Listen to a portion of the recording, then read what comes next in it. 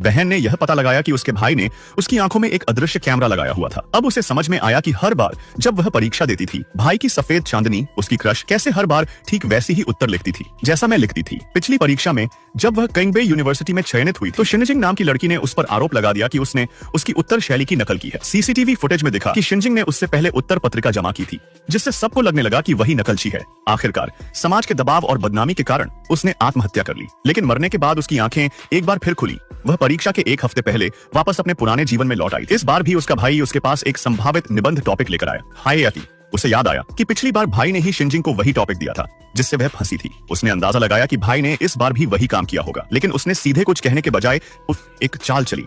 उसने जानबूझकर भाई के सामने वही निबंध लिखा ताकि जांच सके कि वह उसे फिर से शिनजिंग को देता है या नहीं। अगले दिन स्कूल में सब बच्चे बातें कर रहे थे कि शिनजिंग ने सोशल मीडिया पर हाई स्कूल निबंध टॉपिक की सही भविष्यवाणी कर दी है। जब लड़की ने अपना फोन देखा तो चौंक गई। शिनजिंग का निबंध उसके बिल्कुल जैसा था। अब उसे यकीन हो गया कि भाई ही शिनजिंग का मुखबिर है। उसी वक्त शिनजिंग ने उसका फोन छीन लिया और सबके सामने जोर से चिल्लाने लगी, क्या तुम्हें अपने निबंध की इतनी परवाह है? और फिर झूठ फैलाने लगी। अगर परीक्षा में यही निबंध नहीं आया तो इसका मतलब होगा कि इसने मेरा निबंध चुराया है। उसी दौरान क्लास के बाहर से टीचर अंदर आ गए और लड़की को ऑफिस में बुला लिया। शिनजिंग को क्या पता था कि इस बार लड़की की किस्मत ही पलट चुकी है। उसे सीधे किंगबे यूनिवर्सिटी में दाखिला मिल चुका था बिना परीक्षा दिए। अब न उसे एग्जाम देना था, न ही किसी के नकल करने की चिंता। पिछली जिंदगी की गलती न दोहराने के लिए उसने टीचर से कहा कि ये बात किसी को न बताएं। टीचर ने उसकी बात मान ली। जैसे ही वह ऑफिस से निकली, सामने भाई और शिनजिंग खड़े थे। लड़की कुछ बोलती उससे पहले ही शिनजिंग ने चिल्लाकर कहा, मुफेंग, तुम्हारी बहन ने मेरा निबंध चुराया है। लड़की ने इस बार बहस नहीं की, वह बस मुस्कुराई और बोली, अगर ऐसा है तो इस साल मैं परीक्षा नहीं दूंगी। सब चौंक गए। शिनजिंग बोली, तुम नहीं दोगी परीक्षा?